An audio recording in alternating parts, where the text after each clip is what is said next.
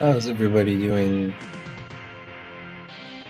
Manix86, I was just restreaming. We just switched. I'll be hosting the Legend of Zelda run, A Link to the Past by Fricker22,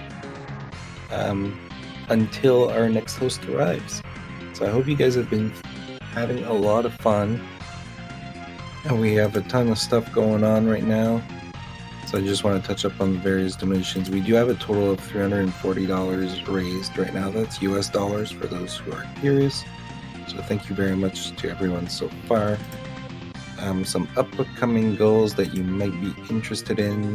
The nearest goals to face will be Sunday morning. So if you want Thad Griffin to fight the extra fight at the end, I believe it's King Thornton, you can donate towards that Saturday morning. And there's also the World's Next Door incentive for Cornell, the secret boss.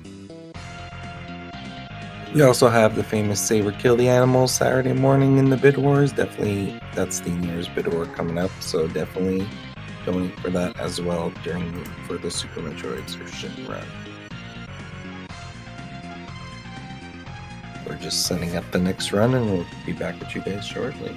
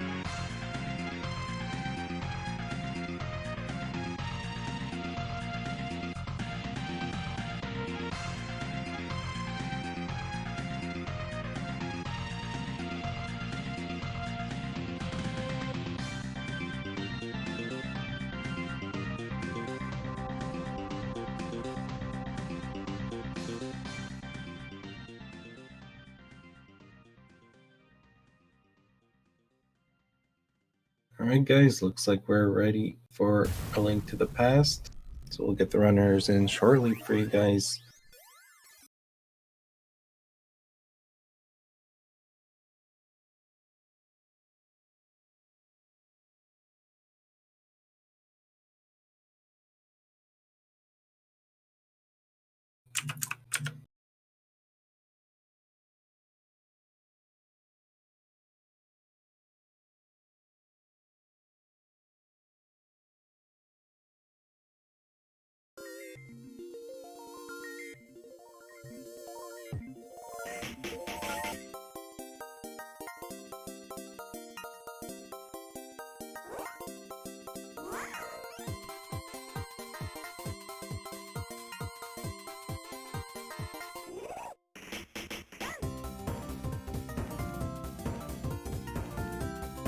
All right, everyone, we're ready for some Link to the Past. I have Fricker with me and his commentator. This is Not Yo-Ho. So Hello. guys, Hello. I won't say any further. The floor is yours. Awesome. I just want to say hello to everybody. It's been a fantastic stream marathon so far, and obviously raising money for such a fantastic cause. I appreciate you all being here. Hopefully you have fun watching the run. It's a little bit different from your normal no major glitches run, so it has some restricted major glitches in it. So once we get past Eastern Palace, things will start to get fun, and I hope you thoroughly enjoy it. I will pass it back over to Yoho to do a countdown. All right, everyone. Let's get this started in 5, 4, 3, 2, 1, go. Good luck, Fricker. So, like he said, this is all dungeons, restricted major glitches. This category differs from the no major glitches in that Clipping is allowed. There are certain things, certain glitches that still aren't allowed that will completely bust the game up. Like there's a glitch called EG, which basically means you can beat the game in about a minute instead of in restricted major glitches, you can beat the game in about 30 minutes. But this is a different category from just any percent. This is all dungeons. You have to both enter and defeat the boss of every dungeon in the game. That includes Agate Tower and Ganon's Tower. So the first part of the game is the escape portion. It really doesn't differ that much from the vanilla game. It's a highly optimized section. Your goal for the first part is basically to get to the princess and you rescue her out. And Fricker, the main thing here, you're going to be doing very optimized movement. You're also going to be doing a technique called pumping. Pumping is where you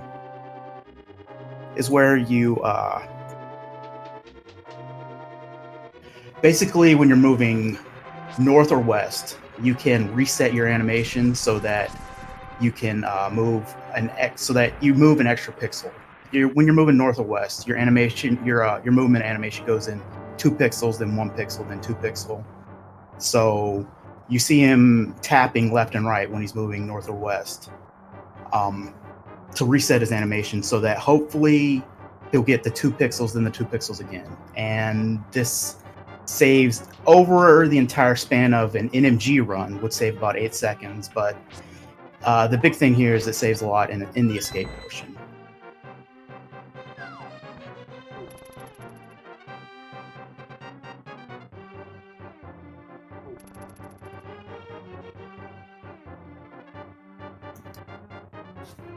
So,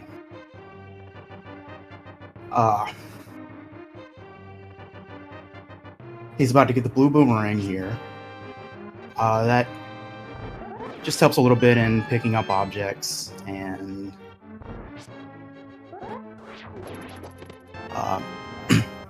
moving, being able to not have to actually walk to things. It's used twice here. It was used just there to pick up the key from the blue guard. Later on in the sewers, it'll be used to pick up the key from a rat.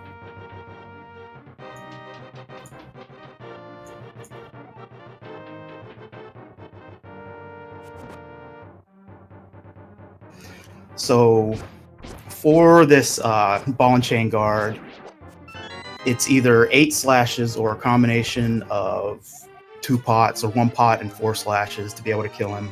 The fastest method is doing 8 slash like Fricker did there. And then you get the lamp here after you've gotten the blue boomerang because it saves a menu. And now you've found the princess. You're now able to leave. She says, hey, there's a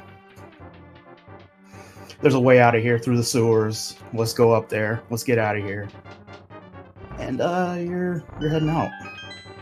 So you're retracing your steps back through the sewers up until you get to the main room where you came in.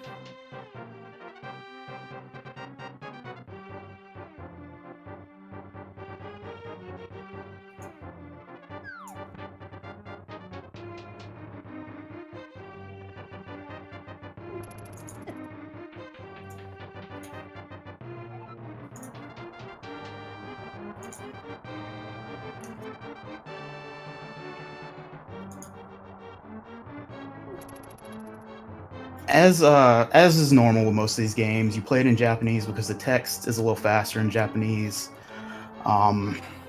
When you're playing in English, you have a couple of extra text boxes that you have to mash through. Fricker's having to mash through all of these text boxes as he gets to them. And all right, so now you're sliding away the I'm not really sure what you would call it, but you're sliding it away to get to the sewers, getting out of here.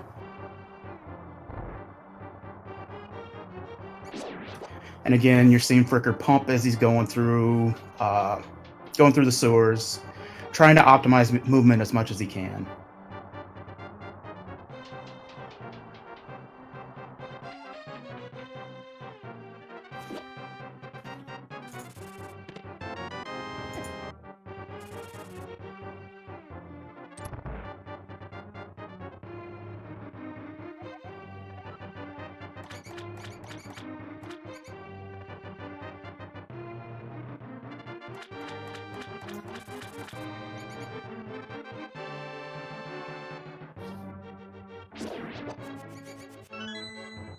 So we got to get a key to get out of here from the key room. He uses the boomerang to grab the key, and we're almost out of here. Once you get out of here, you leave the princess at the sanctuary with the priest. Everything's fine then, right? She's safe. Maybe not later. But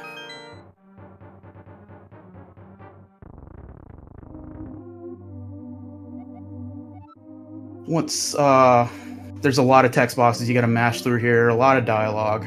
I don't remember what it is in English, but from here, one of the major things that you get to do in RMG categories is save and quit. Whereas in NMG, it's all one continuous segment without saving and quitting. So from saving and quitting here, before he goes to the Eastern Palace, he saves about 20 seconds. And so once he does this, the next thing that's coming up, we're finally going to get to see our first glitch happen. It's called the citrus clip, where Fricker's going to use buffered inputs into a slanted wall that has the way the game has these walls set up has a vulnerability into them, where if you get to a particular part of the wall, the game will teleport you down. So Fricker will be able to go out of bounds and get into the wall doing this. From there, you'll see him jump down and wrap his basically when he jumps down, he wraps his coordinates around the screen. So he ends up back up at the top, but the camera's at the same spot, so it doesn't look any different. But once he does this, you'll be able to see him walk as if he's up there, and you'll see him walk straight into the Eastern. So this saves about 8 seconds.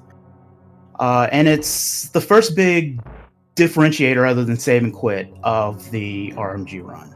Eastern Palace, very much the same as it would be in an NMG run.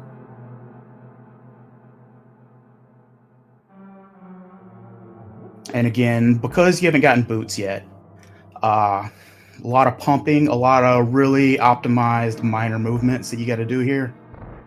You're not able to just dash through screens.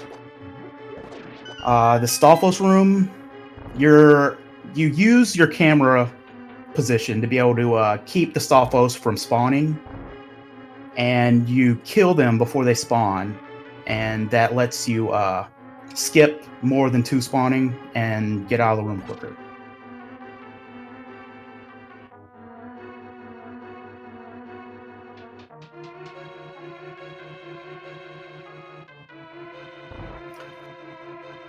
So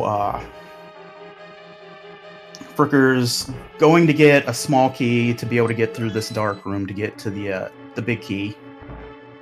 The big key, normally in vanilla, you would kill everything in the room to get the anti-fairy circling the pot that has a switch under it to fly away. But what you do for the speedrun strat is you damage boost yourself, give yourself iframes to get through the fairies, and use those iframes to be able to hit the switch. So you don't have to kill all the stuff, and you're able to just get the key and move on. And now in the Eastern Palace, the big item that you get to be able to help you progress, like in every Zelda game, every dungeon has an item for you. You get the bow. Fricker's been collecting arrows, getting ready for this bow from the pots, and now he has the bow, and he's going to start using it immediately. There's a green Igor with a key in it that he has to go kill right now.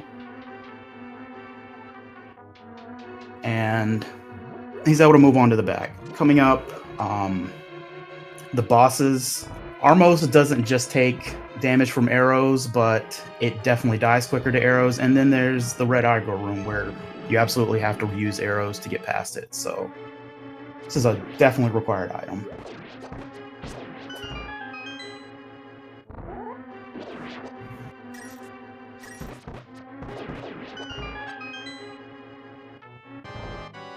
All right, and Fricker is going to use a faster technique to kill the the Armos here called Yuzu Armos. It saves about half a second over the standard speed strat of it's called top right. And he messed it up a little bit, has a little bit of an Armos party. But gets through it all right. So from here the routing really differs from the NMG speedrun, the No Major Glitches speedrun. Now he's going to go up Death Mountain. Now normally you would need to finish Desert to be able to get up Death Mountain because you need a glove. But by using a few clipping techniques, you're able to ascend Death Mountain. You know, it's called Death Mountain Ascent is what the glitch is called. And get the old man in the mirror early. So obviously you're going to get the boots. The boots let you go fast. You're able to run, so you get the boots. After this, he's going to go raid Saha's closet and grab some bombs. Bombs are important because they help you blast yourself into walls. And he's saving and quitting and going back to the sanctuary. So now from the sanctuary, he's going to do what's called a spin speed clip. So spin speed is a technique where you do a sword spin. If you hold out your sword, if Link holds out his sword long enough, it'll charge up and lets him do a spin. And then the frame after that, he presses the dash button. This locks Link's animation state to be weird, let's say that. Unless you do a lot of weird things like clip into the side of walls. So from there, again, he's getting out of bounds, and now that he's out of bounds, he's able to jump around to places he shouldn't be and able to wrap his coordinates around from the bottom of the screen to the top of the screen and do stuff he shouldn't otherwise be able to do. And so now, Death Mountain, you have a trapped, lost old man. He says, I lost my lamp. And you take him through. He gives you a mirror as a reward. And from here, you're going to go to a random cave in Death Mountain, and you're going to bomb yourself through a wall and end up in the Palace of Dark, skipping a lot of the game. So the way this works is there's an underworld map and an overworld map. Death Mountain, all of that, everything that you would see if you press the map button here would be in the overworld map. The underworld map is continuous just like that too, though, but you don't see all the doors and connections to it that you would normally. So this screen that Fricker has clipped himself to is actually right above a screen in the Palace of Darkness. So by using a bomb to blow himself into the wall and doing a couple of frame perfect inputs, he's able to clip himself through the wall, and he's in pod. But he's in a weird sort of pod. He's in what's called Cave State pod. Cave State lets you do a few things that you would want to do. Like, it gives you 255 keys. And you're able to borrow one of those keys. You know, they get reset every time to unlock a door and save yourself a little bit of time later. To go back further, you can't mirror anything in Cave State pod. So if you were going to go further back in the thing to try and use those keys, you would end up wasting more time than you would save. So you just unlock the front door, start getting keys, and now we're going to get the hammer. Hammer's great because, well, there's a lot of things that hammer unlocks. You need the hammer to get to. And really, the reason that Palace of Darkness is done here instead of later is that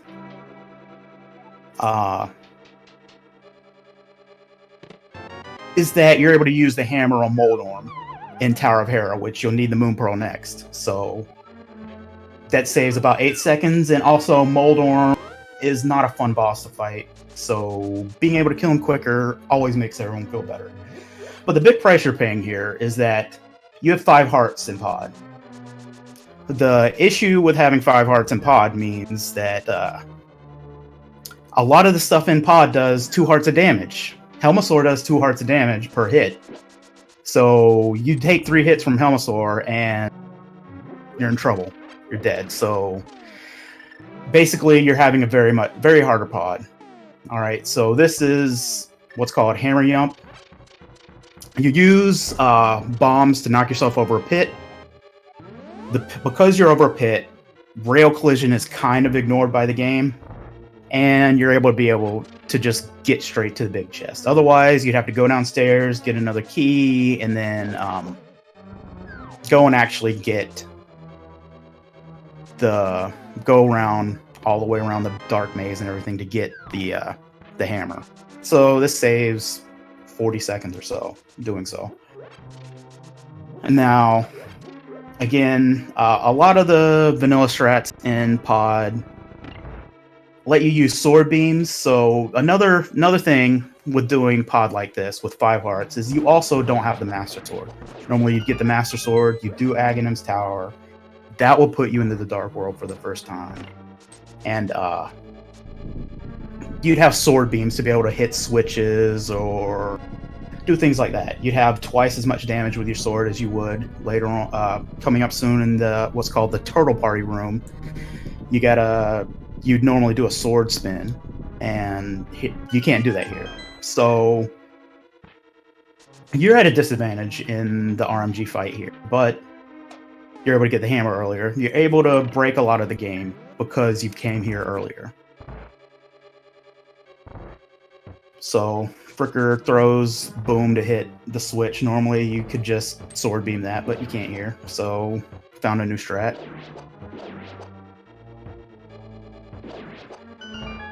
And the Turtle Party room where Fricker's hammering makes it through okay. So now again, Helmasaur, any touch from Fireball does 2 hearts of damage. Since he has 5 hearts right now, means he can take 2 hits, but no more. So this is a difficult fight. You have to hit Helma's mask 17 times with the hammer before it breaks. And then Helma takes 4 hits from the hammer to be able to kill. Now, normally it would be exceedingly hard to hit Helma with a hammer. But what we do in the speed run is we keep the sword out, and just by the way that the sword works, for some reason, this makes the hammer's hitbox extend out. And he's able to hit Helmasaur with the hammer. He had a great fight there. Really, really clean and good.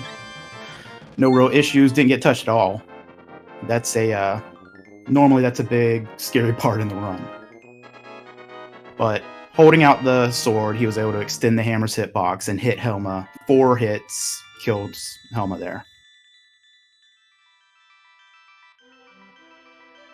So now you get a nice, huge cutscene with the Japanese text. They're telling you something. I'm not really sure what she's telling you about. A lot of talking.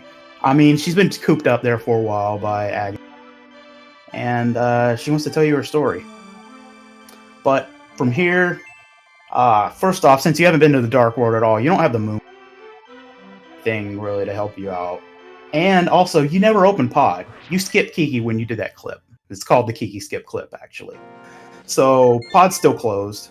You can't get out. You gotta save and quit from here. Now we're going back to the mountain. He's going to do another spin speed clip to get into Tower of Hair, because now we're going to get the Moon Pearl. Moon Pearl lets you remain as Link when you go to the Dark World. So he's clipped. He's jumped around the map, wrapped his coordinates from the bottom to the top, and being able to just walk into Hera. Hera is again one of those dungeons. The vanilla speedrun, you gotta go sit in the tile room and wait for him to hit you for a while. And then you get the big key from there. And you gotta fight Moldorm. You got the hammer. So instead of it being 6 fighter sword slashes, it's 3 hammer hits. But there's a lot of little things that can knock you that can hurt you. You know, there's a lot of holes in the Tower of Hera that you can fall down. So it's a rough dungeon sometimes.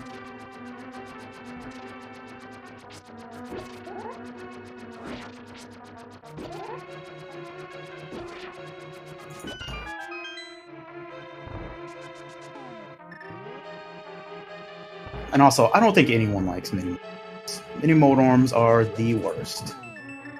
The big mold arm is also the worst, but the random movement of them, really, you can't predict it because it's random and gives you trouble.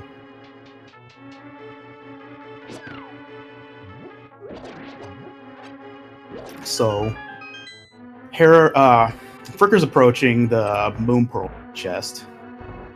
In the vanilla game, you see there's a chasm on the bridge in between you and the big chest.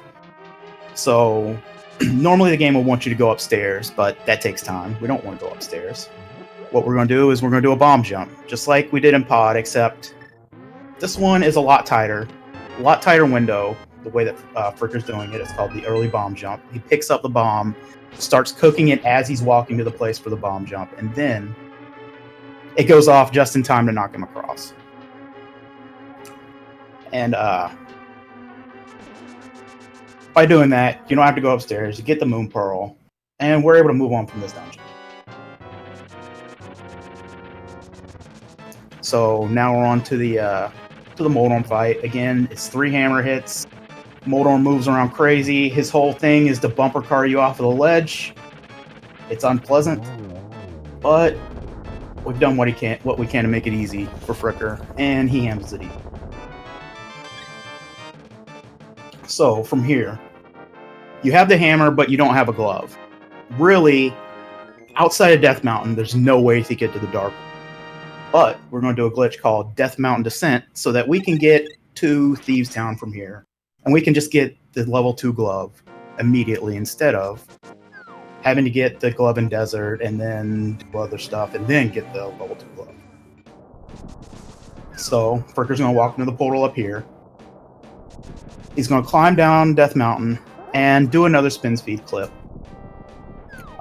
When he gets down here, he's going to bonk up and then hold down. And because the entire map is laid out on one, he gets pushed down into the regular Dark World. So now we're going to Thieves Town. We're going to get the gold glove. But this is really similar to the vanilla dungeon, but you're 1 level of sword down still. Fighting blind, it's a little bit of an issue.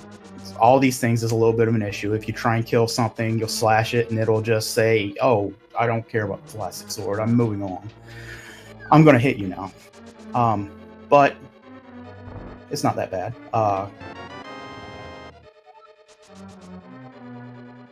So the path through this dungeon is mostly the vanilla. You go upstairs, you blow a hole in the ceiling to shine light down. You go and pick up the girl that's imprisoned in the basement. And she wants to go see what the light's all about. And turns out it was a trap all along. So coming up here is there's an infamous, what we call the Hellway. And there's a 1 pixel window that when you're on the Hellway, if you dash, get through, you'll be able to go all the way through sometimes. Sometimes the game still says no thanks, but Fricker misses the 1 pixel. He still has a really great Hellway. It does, it was still very quick. And now he's going upstairs. He's going to bomb the hole in this through.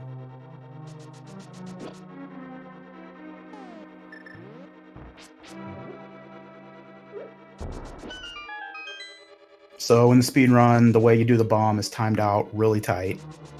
And he was doing some sword slashes there to time it out when the bomb would explode and be able to dash to the door after it explodes, but before too long, as soon as he can after it explodes.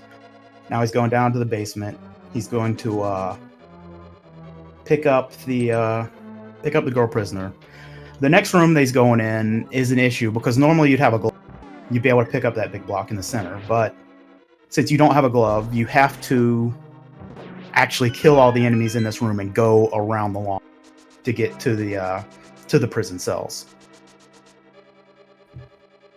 So he uses a bomb to kill one of the enemies and then, strategically stays on bombs and then swaps to hammer to kill everything as efficiently as he can. Now he gets the key, he gets a maiden, and we're off to get the level 2 gloves. We haven't gotten the level 1 gloves, and we won't get the level 1 gloves in this dungeon or in this category at all. Because if he was to get the gloves here, they would overwrite his Titan's and he would just have the level 1 gloves.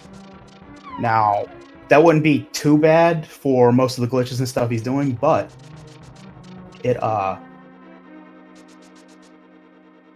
it's still not good. It will be a waste of time. You don't need to really do that much stuff in the desert dungeon. And so now he's going to kill Blind. Take the girl to the light. She says, "Oh, it's so bright." Turns out it's a trap all along. The way the Blind fight works is if Blind takes damage on the same frame, he'll do the same thing So we're holding the sword out. We're doing slashes at very calculated times. It's 3 hits per phase. And there's 3 phases here. So Fricker has a very good fight here. The more that Blind is outside of the light window when you kill him on the 3rd phase, the fight is, that's a very good fight that you just did. Just a little bit of Blind in the light. And Thieves Town's done. So now from here, we have a few errands we got to do. We got to think ahead to the Swamp Palace, where we need flippers to be able to swim around in swamp. And some other things, Mire. We need ether to be able to get into the Mire dungeon. And also, our sword really stinks. We can't kill Ganon with it. If we try and fight a lot of these bosses, they're just going to laugh in our face. So we want a new sword. So the first thing Fricker's going to do, it's a lot of little errands. He's going to go down to this bombable door here, and there's 300 rupees in here. Interesting about this chest is that if he hadn't gotten the blue boomerang, this would be the red boomerang. But we want it to be 300 rupees. We don't want the red boomerang. So we're getting money, saving it up to be able to get the flippers, which cost 500 rupees. And now we need the book. Fricker is doing a trick called the frog door here, where you menu at a very particular spot, and because of where you menued, you just get sucked into the door of the library to be able to get. As you come out, you're going to try and talk to the dwarf. You don't have to pick up a rock, and you're able to talk to the dwarf. And he moves on. So that saves around 20 frames from the regular strat, but it's a cool strat to do. So now we've got the dwarf. The dwarf is able to temper our sword once we take him home. So Fricker's going to go in here, drop the dwarf off, go back in, talk to the dwarf, say, "Hey, please take my sword and make it better." The dwarf says, "Okay, well, I'll take this, I'll make it better." And in the vanilla game, it tells you, "Okay, come back later." It doesn't really specify what later is. Turns out later is just go to a different screen. So Fricker just goes to a different screen, comes back, and boom. We now have the tempered sword. The tempered sword is 3 times as better as the fighter sword. You can basically say for most situations it does 3 times as much, or not 3, 4 times as much damage as the fighter sword. So we've skipped the master sword. We don't have to get it this way. And we're good to go for fighting all of the bosses that we're going to fight in this run with our sword. So now we have to go get another 300 from this C-shaped house. We've now that we've done that, we've gotten enough rupees to be able to talk to be able to get the flippers from King Zora, which we'll do after we beat Skullwoods. We've gotten the book, which we need to be able to get the Ether Medallion to get higher. So we've gotten a lot of our errands done in the game. And now we're on to Skullwoods. The mummy room is that Fricker's in is called by some people the worst room in the game. Because the mummies do random stuff, and sometimes they get crazy, and they do 2 hearts of damage, and they'll just keep hurting you. Kind of ruin your run. But, very good mummy room here. They're very nice. And Fricker gets a big key. He's off to get the fire rod. Again, similar to Tower of Hera, he's going to do another bomb jump and cook the bomb really early. Go up there. And, or no, he's going to do a spin here. Just doing it, taking it safe. This doesn't lose that much time over doing an early bomb jump. And now he has the fire rod. Instead of having to go do this vanilla, in vanilla you pull a switch, the wall blows up, and you're able to run out. You're able to run all the way around, get the fire rod. You just blow yourself across the gap and snag the fire rod. And Fricker's going to use that fire rod immediately to open up the back of Skullwoods and be able to fight Mothula.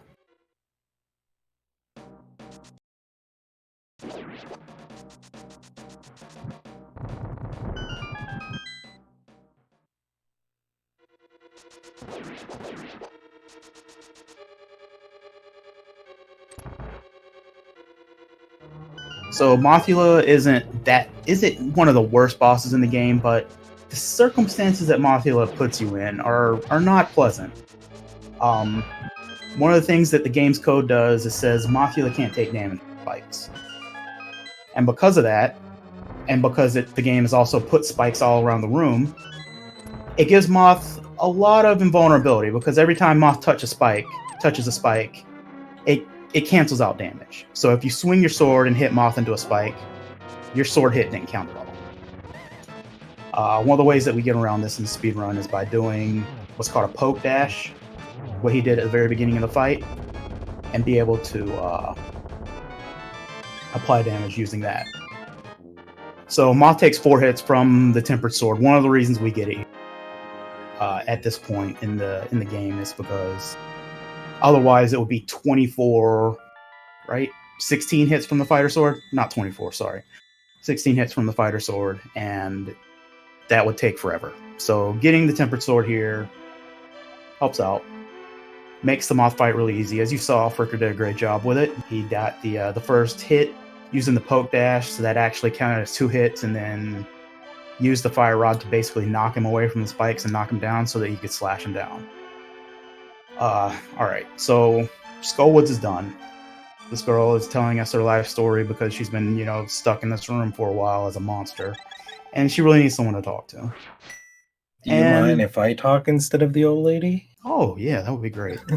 We don't have any extra donations yet, but I did want to mention that not only are you taking the time to donate towards incentives and stuff, you also have prizes that are, if you go to the donation page and hit the forward, there's some descriptions, but I just want to quickly describe a few of them. So Kat Kunoichi is donating some Pokemon Super Mario Brother themed perlers and keychains. Count Gooby, or just Gooby if you know him, has made a large Simon Belmont perler, so definitely donate for that. Both of those are for $4 USD total during the marathon.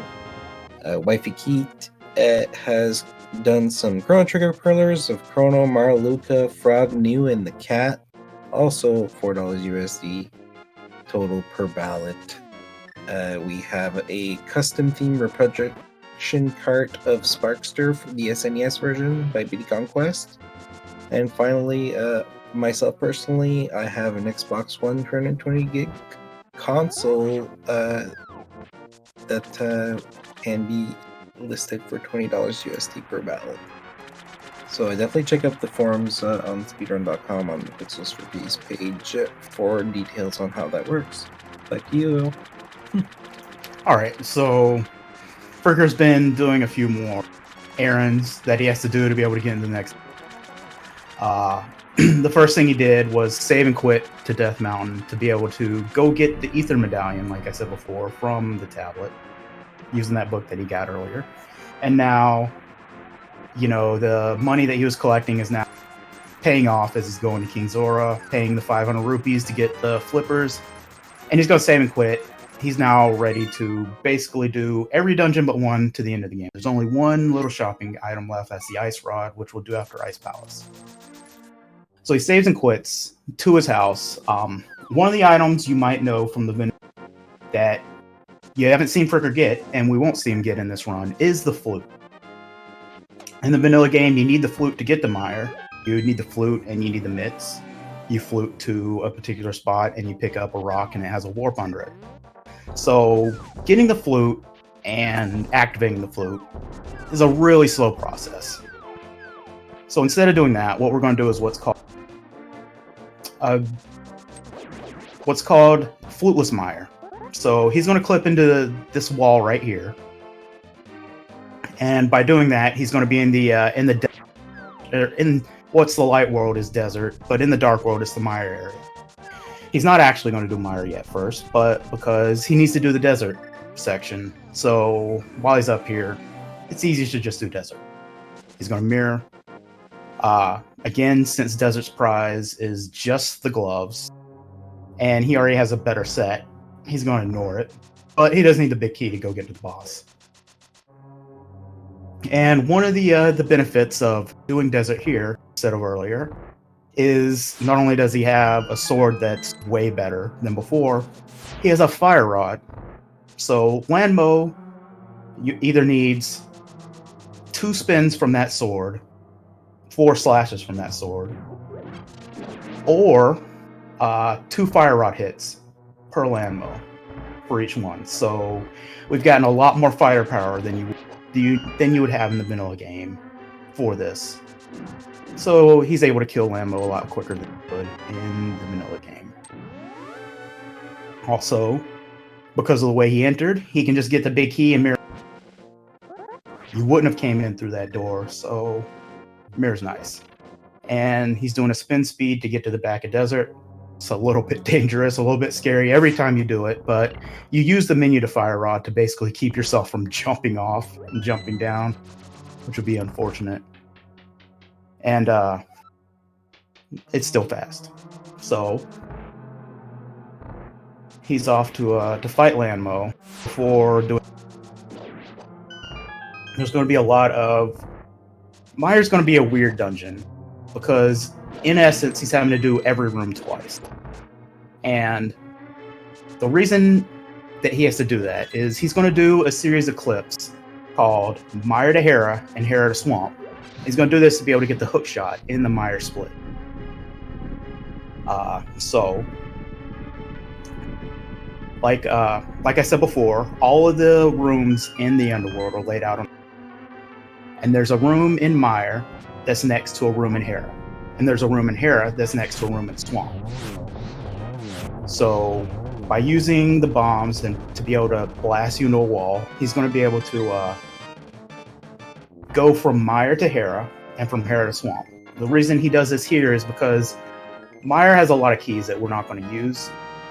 And whatever the game looks at whatever dungeon you for your key count and stuff. It doesn't look at what particular dungeon the square you're in belongs to. So he's able to borrow the big key and a small key from Mire to be able to open the big chest and open a lock in Swamp. In Hera, you don't have a spare key that you can grab to be able to do that. So we have to wait until here to do it. And great fight for Landmo, all that. So the way that the glitch works in Mire to be able to clip to Hera, you have to go through and you have to do the loop to do the torches to move the wall first. It doesn't work without moving the wall first, so you're going to see him do a loop to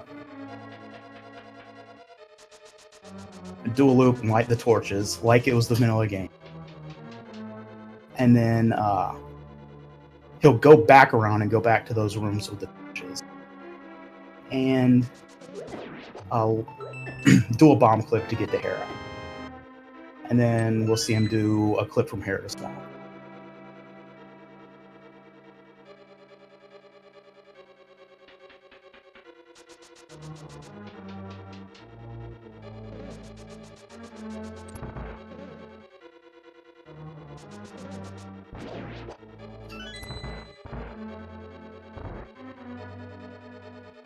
And also one of the things you don't have to do in the vanilla or in this category that you would normally is hit switch to be able to get around the big chests and stuff after you grab the Cane of Samaria.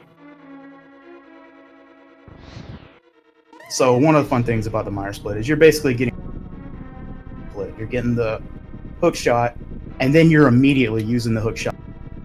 We'll see that in a second. So he's done the torches. Torches are like a 20-second break where the wall is moving out over there and he's able to key.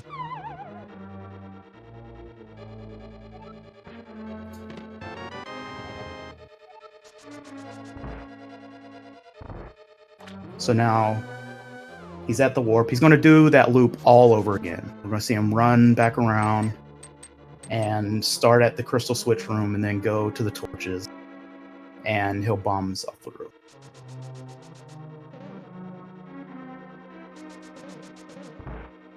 But you can see up in his HUD, he has an extra. That's the key that's going to be used in Swamp eventually once he gets there.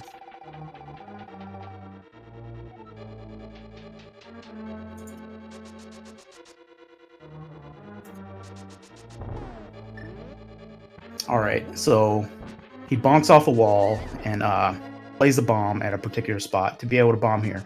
This room looks like it's in Mire still, but it's actually a room in Hera. Once he takes the warp, the tiles kind of reset and show the correct colors and stuff again and show you that, yeah, he was in Hera. He was at the pot where normally you would fall to get fairies and stuff in the vanilla game. And again, once again, he's bonking here to set up a particular spot to lay a bomb down. And using the bomb to blast himself into a wall, doing some frame perfect inputs to knock himself in a swamp. And once again, the colors look weird because it's not supposed to be swamp. Now the game is like, okay, here's the Hera tile set. He fills that room. He uses the key finally to get out. You know, the key that I was saying he just borrowed from Mire. And since he has the big key, the game's going to say, oh, okay, you have... I guess it's the big key for this chest, and it lets you get the hook shot. And he's out. He mirrors out. He's back in Mire, doing all the rooms again. Now he's going to get the cane. So he has to do what's called Mire 2, what we call Mire 2 in the speed run again. But he's lost hearts, so normally you'd use a store beam strat, but you're guaranteed to lose hearts in the doing those bomb clips because bombs hurt you. And now he's able to go around. He immediately to the hook shot he just got so that he doesn't have to walk around and gets the Cane of Samaria. So Mire Split's just dropping presents all over him. And now he's off to be able to go fight Vitreous. So the next big glitch that Fricker's going to do here is what's called Spooky. In NMG, there's a version of Spooky that requires the flute, requires the way that the bird moves to set up a variable. We don't have the flute. We're not getting the flute. We don't want the flute because it takes forever to activate. So there's another version of Spooky where you take the Cane of Samaria, you set down a block, and you toss it into a hole. This sets that same variable that the bird was, but it sets it to a different variable. So we're able to use that variable to... What ends up happening is the explosion from a fire rod shot gets teleported through the wall to hit a switch instead of us having to bomb a door to get to that switch. So in this next room, you're going to see Fricker do a series of basically input like sword slashes for timing, and you're going to see him do a fire rod dash to move the camera up. And because he moved the camera up in time, the fire rod shot gets teleported, the switch is active, and he doesn't have to blow through a wall to hit the switch and change the peg status. So it's called AD Spooky. It's still the spooky action glitch, but it's just set up differently. And now for the Vitreous fight. The Vitreous fight requires you to be able to do it fast. It basically requires you to be able to do damage boosts. The goo that Vitreous only does 1 heart, whereas the eyeballs have 4. Do 4 hearts of damage. So you damage boost yourself into the goo to be able to do spins on the eyeballs and that was a great fight from him. The final phase, you use 8 arrows to kill the big eye, and that helps. That's the quickest way to kill the eye. So from here, there's going to be a clip that you're going to see Fricker do to get out of Mire, called the fast Mire exit. This exit, this saves time over having to save and quit, and also lets you keep back from this crystal cutscene. And so we're going to see him do this clip, and then he's going to go in the swamp. The swamp's the next dungeon. Since we've already set up a lot of stuff, it's a pretty quick dungeon.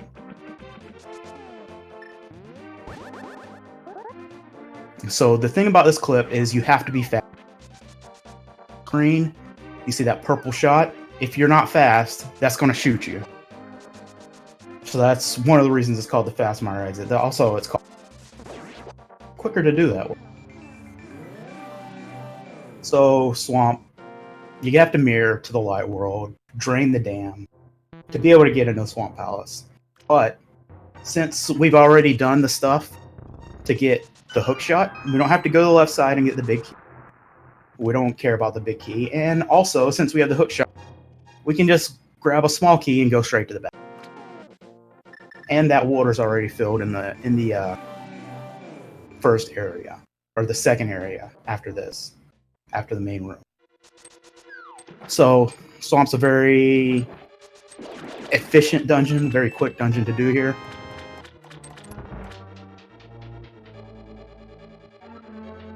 All right, so the next glitch that Fricker's going to do, the next thing that's all dungeon specific, it's called Diver Down. This is a really recent glitch found. The way it works is the water in swamp is its own layer. And the way that you end up in that water is whenever you hit a ladder, whenever you hit like the tiles for a ladder, the game checks and actually moves you to the layer with the water on. So what we're able to do here, Fricker's going to clip into this rail on the left of, and then jump down. And because he's bypassed the ladder, the game's not going to check to, or not going to move him to the layer with the water on it. He's able to just jump down and run through. And you use the Cane of Samaria to basically help wedge you in there. You could do it without the Cane of Samaria, but it's a lot simpler to do. Cane of Samaria. So it looked like he was underwater there, but everything on that screen that wasn't water was, and he was just able to jump through it and go. Normal. So that saved time with him having to drink, like not having to drain the water or do anything. It saves, I think, around 8 seconds in this dungeon. And we're on to the Argus fight. Argus has a quick kill, but it requires a lot of very fast inputs to be done. It's not always guaranteed. And basically, you have to hold your sword out and hook dash to be able to kill it, or to be able to kill the puffs. And you have to do it quickly and in a particular rhythm. And sometimes Argus will just move too fast and get you in, keep you from doing it anymore. But that was a good fight from Fricker. Normally, one of the ways that in the vanilla speedrun that you kill the second form of Argus is with the fire rod, but you want the hook shot for your next item. Is you want to do hook speed, which is animation glitch like spin speed to be able to move fast out of the stairs from here. So he wants to stay on hook, so he's not going to menu to Fire Rod to be able to kill the second phase. So the next dungeon up is Ice Palace. To be able to save time getting the Ice Palace, we're going to do what's called a mirror wrap. So we don't have to mirror, we don't have to pick up the rock and go in the portal and stuff like you would normally in the vanilla game. He's going to, Fricker's going to glitch himself into a screen or into a particular spot and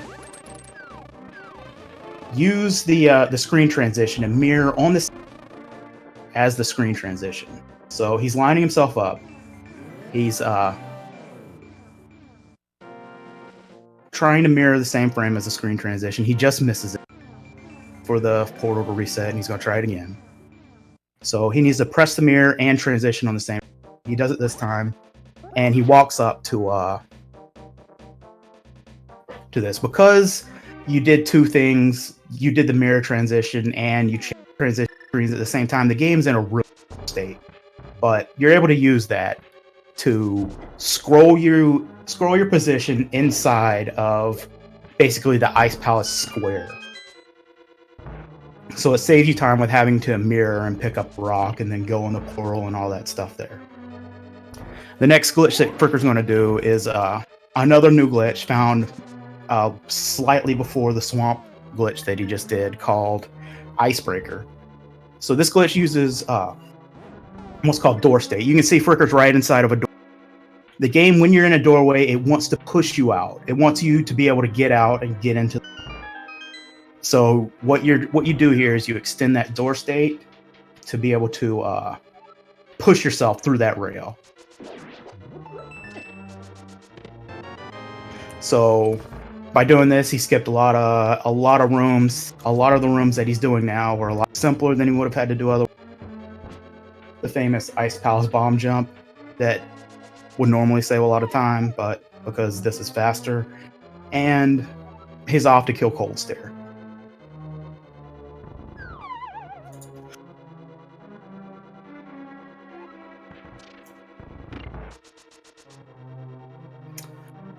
So from Cold Stare,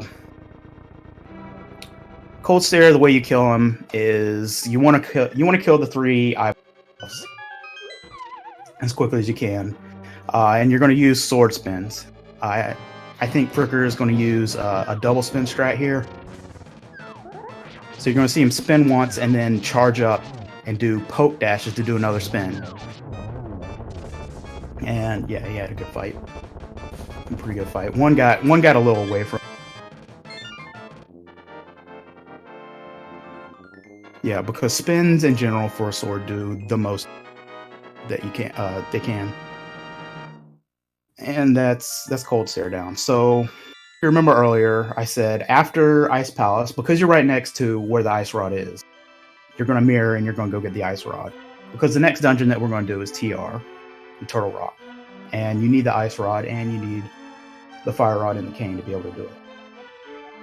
So you're going to see him mirror, you're going to see him swim to get to the Ice Rod, but you're going to see him do a clip with the hook shot and through a rail, wrap the coordinates. So the camera's going to be messed up, and you're not going to actually see him blow up the Ice Rod cave and go in, like to be able to go into it. But you're going to see him enter it once he gets. And again, once he gets to TR, it's going to be another one of these mirror wraps like he did to Ice Palace. So instead of going into TR into the front door, you'll notice we're not getting Quake in this. It takes time to get to the catfish and throw stuff in there and say blah, blah, blah. You know, go through the whole rigmarole of getting Quake. So we're just going to say no thanks. Go in the back of Turtle Rock. We're going to use that mirror wrap type technology that we used to get into Ice Palace to be able to get into the laser bridge of Turtle Rock. So after the Ice Rod he's going to save and quit and go to Death Mountain. It's been a while since we saved and quit, but yeah, we can save and quit still. You're going to see him clip up to Hera again. and go in and come out of here to reset it.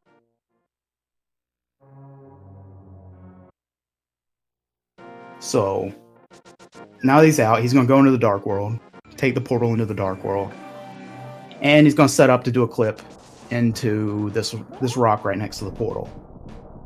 This is basically the place we want to clip into to get set up to do the mirror wrap. So again, he's doing the mirror. And we found really nice setup so that once you hop, you're like basically right on the screen transition and you can just do it.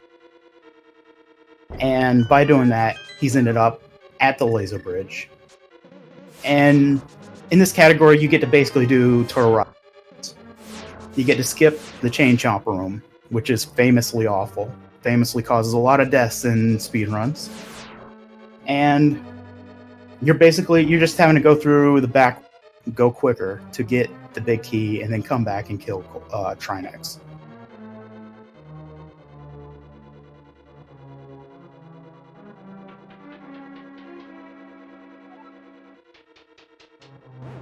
So Fricker's navigating TR backwards, going from here to basically the chest on the middle of the lava lake to get to the big key.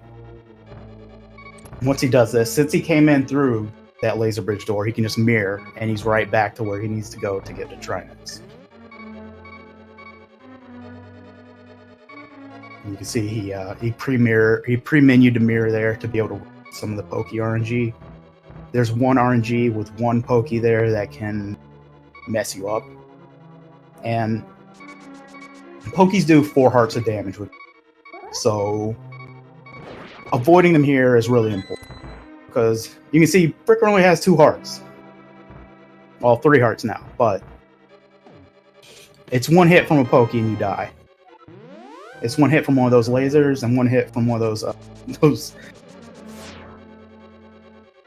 1 hit from Trinex and you die here. But one of the things we have going for us is some of these enemies are in a prize pack that have a fairy.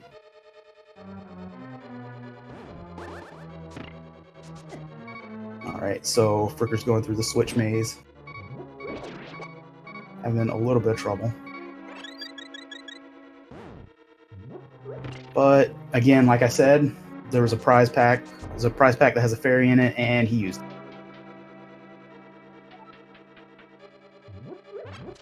So Trinex not only has 3 necks, as the name implies, it also has 3 heads. The first 2 heads require the ice rod and the fire rod, respectively, and the 3rd head requires you just to beat it as much as you can. Fricker's doing a strat here that's called backdoor Trinex, where you run to the back and then do the strat.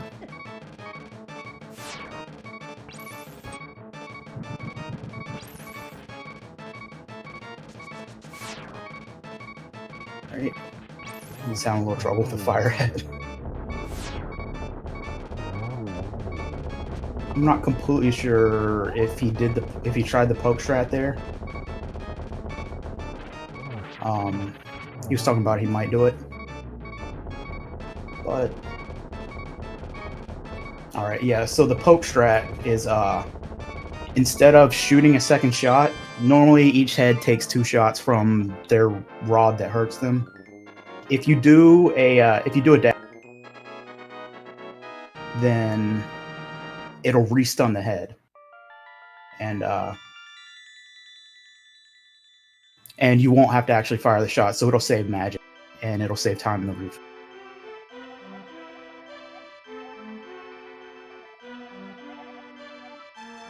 Alright, so Total Rock is done.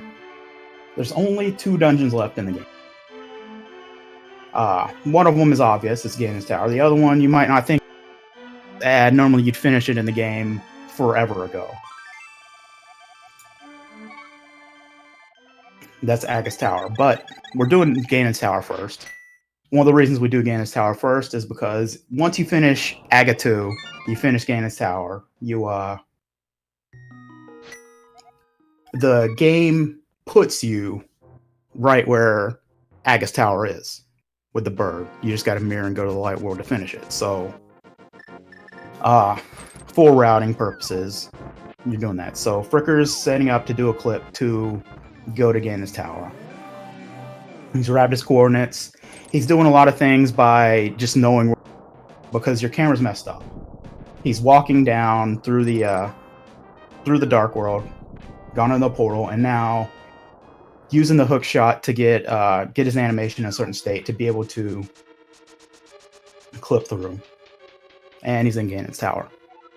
Ganon's Tower, it's really similar from the vanilla to the vanilla run, but you have a lot less hearts than you normally would, because normally you do Turtle Rock, you get the refill, and then you just run to Ganon's Tower from there.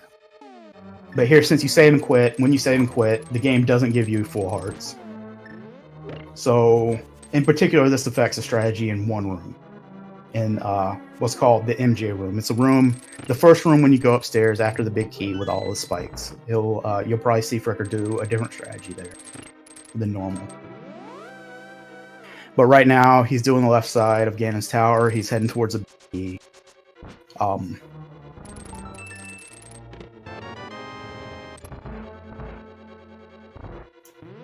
There's not really any big glitches that you do here. His arrows and stuff. You got to worry about arrow count whenever you get in his tower, because you need 18 for the next fight, which is Ice Armos. Each Armos needs 3. And so yeah, he has 21. He's about to get 5 more. He's good on arrows. You might see him drop some bombs here because he has too many bombs, but maybe not. He really only needed 1 bomb to finish the game from here. And now he's on to the Ice Armos fight. This is right before the big key.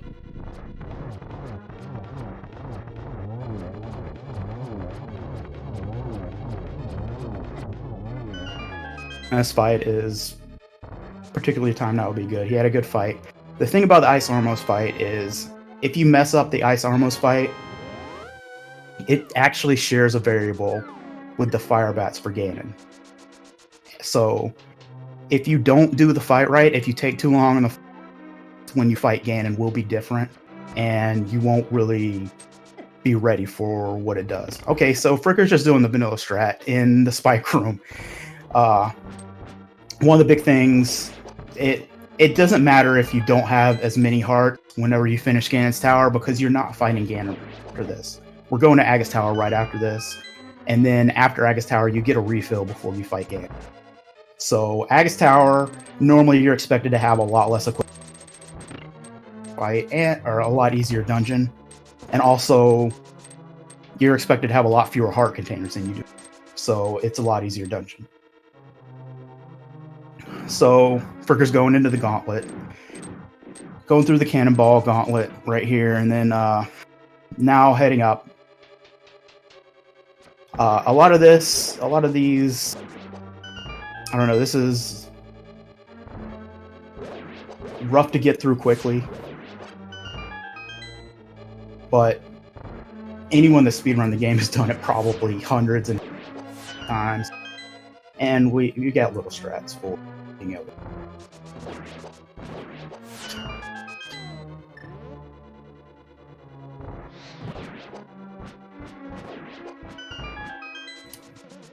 If you remember the spooky fight, or the spooky action glitch, we kind of use a very minor air when he fires that fire rod onto the to hit the Stalfos, to be able to kill it, even though it didn't actually seem to hit the Stalfos at all.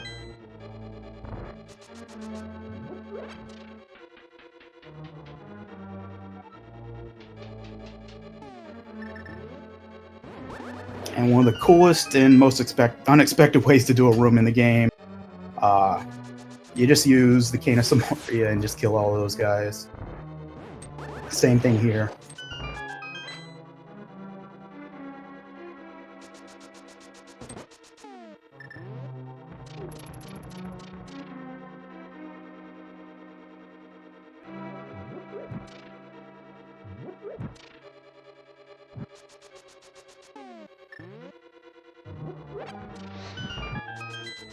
All right, so as you've seen in Ganon's Tower, he's refought all the Light World bosses, except one. So he's coming out to Moldorm too.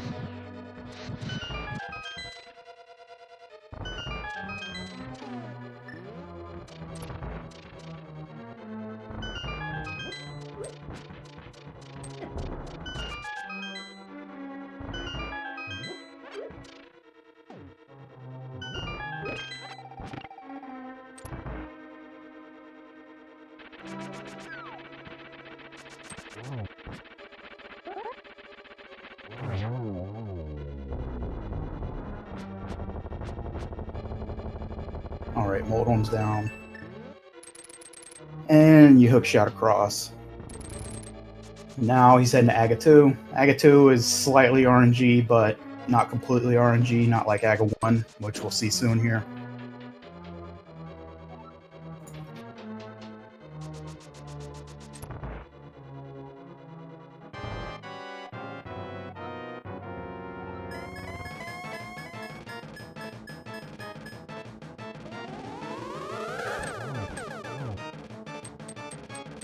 Alright, the geometry boss. You're basically having to quickly figure out how can I hit him with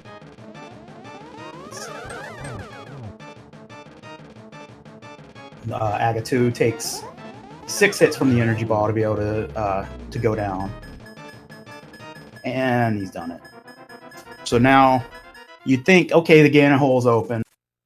We can finish Ganon. We can finish the game. We're good, right? No, we still have one more dungeon. Still have a little bit of housekeeping. The category is called All Dungeons. So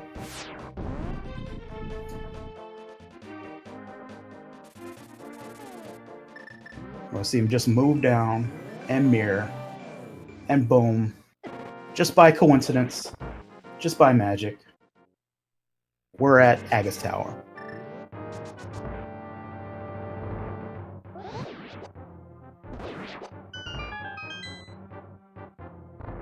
And you can see we have level 3 sword, whereas normal we have Master Sword instead of Tempered Sword. And we have the Fire Rod, which we wouldn't have in the vanilla. So we have a lot more firepower to be able to get through this. But we also have a lot more hearts. You might be able to notice in this maze room, when he's dashing, there's a lot more lag than there would be because he has so many more hearts.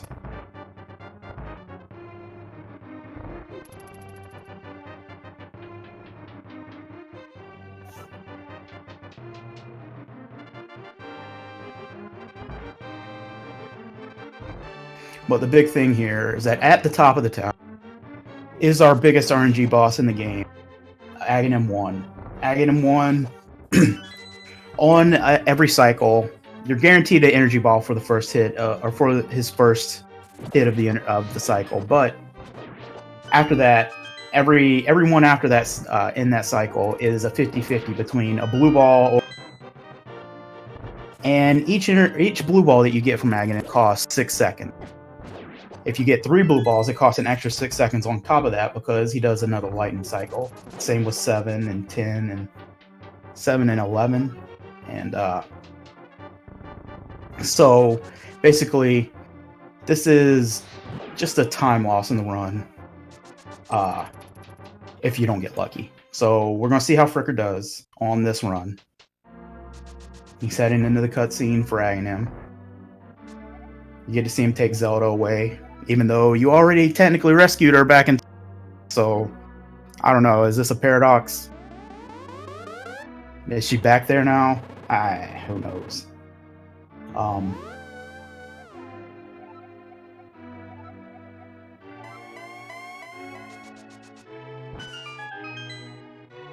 But you get your guesses in chat. How many blue balls Fricker gonna get in Aga?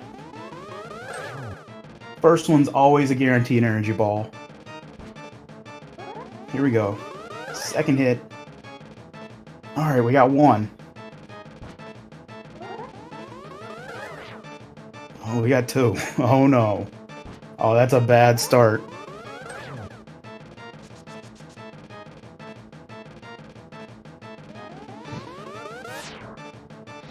Fricker showing his displeasure with Aghanim with the... Aga doesn't really care about the fire rod for some reason, I guess. He's wearing asbestos jacket today. Alright, he's up to 3.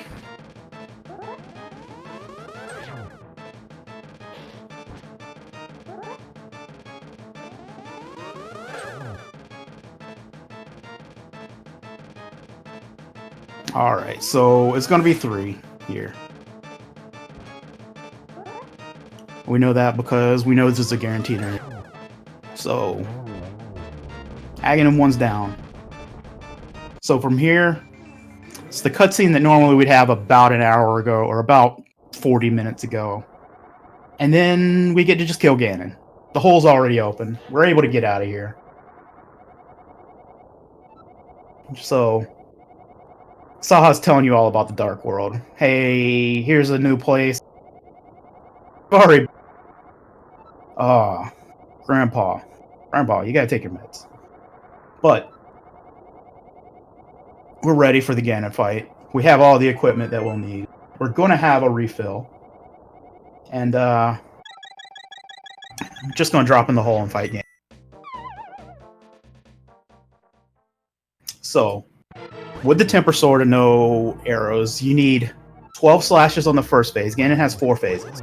You need 12 slashes on the first phase, or a combination of slashes and spins. Spins do 2 slashes worth of damage. 12 on the second phase with these fire bats. And then for the third phase, he'll teleport around, and he'll teleport around. It's another 50-50 on whether he teleports or doesn't teleport. And then you need 12 spins. So one of the glitches in this game, the game wants you to beat Ganon with silvers, with 4 silver arrow hits. But, just by luck, Ganon has a period of 1 frame, or around 1 frame, where he's vulnerable when he goes for his teleports in the 4th phase. And we can damage him using that period. So, something you might not notice is Fricker lit the left torch before the right torch went out. That's called the torch glitch. It means you don't have to light both torches. It saves a lot in magic, and it saves a lot in time. And he's off to do the spins.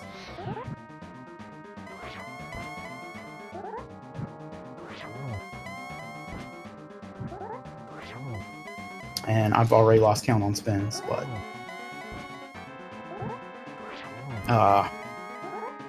you kind of calculate when you're doing your fire rod stuff. Ganon is down. To be able to do 3 hits per spin is a great Ganon fight from Fricker.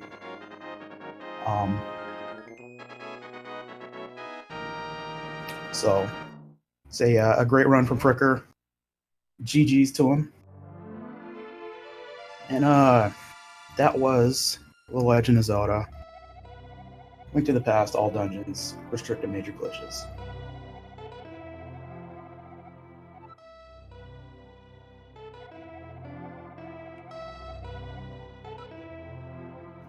Alright, what a great run. I'm about to rename this category to really magical glitches. That was something to watch. I'm not sure if Fricker's going to come on here or not, see if he wanted to say a few words, but thanks for commentating, Yoho. That was great. Yeah, thank you guys for having me. Yeah. I believe Fricker was telling me that there's some kind of tournament. He told me like it would be really good to show. Oh yeah. One of the, there's a tournament starting for this category that you just saw Fricker doing in Link to the Past. Restricted major glitches, all dungeons. Starts on March the 13th. There's a Discord. There's some links. I can give you guys a link to the tournament document in a second in chat here. And we've made, like, some great people have made some great resources if you try and learn it. It's good to be able to, I mean, it's a great way to learn. It's a fun category. You get to do some weird cheaty glitches, and it's just fun to play. I mean, this is a fun game to play. So if you guys want to check it out, I'll put a link in the chat for the tournament. And speaking but of magnificent I was run, just- Fricker joined us. What's going on? Yo, BG? thank you so much. It was a decent run. There were some mistakes, but that's going to happen in this type of run where there's a lot of clips and a lot of glitches and all that fun jazz. But hopefully, it was a different element of a speed run to watch, especially from A Link to the Past. It's always fun to watch some clips and glitches and some crazy stuff going on, and kind of builds a little bit of hype. And I did come in hearing Yoho talking about the tournament, so. Yeah, I told him that was one of the big things for you, that you wanted to show this run, and he said he was gonna plug it, and he just did. Awesome. I appreciate it. But yeah, other than that, it was a fun run, and 113.23 actually isn't too bad. It's not a real PB, unfortunately. I'm about like 27 seconds off of real PB, but pretty darn good. So thank you all for letting me run the marathon, and I appreciate everybody watching, and can't wait to watch the rest of it. I'm excited. Sure. And thanks again to both of you. Stick with us. We do have some changes coming up. So you were originally supposed to see a Runner 3 run after this. Fortunately, due to complications, we're going to have to change that run. Luckily, Lower D Bunnykins is to the rescue. So we're going to see some Splatoon all scrolls instead. So we're going to take a moment to set that up. As for myself, I'll be back a little bit later tonight in around midnight for some restreaming. But I'm going to give my hosting spot to one of my good friends, Cosmic Gamer, so he's going to be joining us shortly. Thanks, everyone, and continue watching, continue saving the children. Let's go. Thanks, everybody.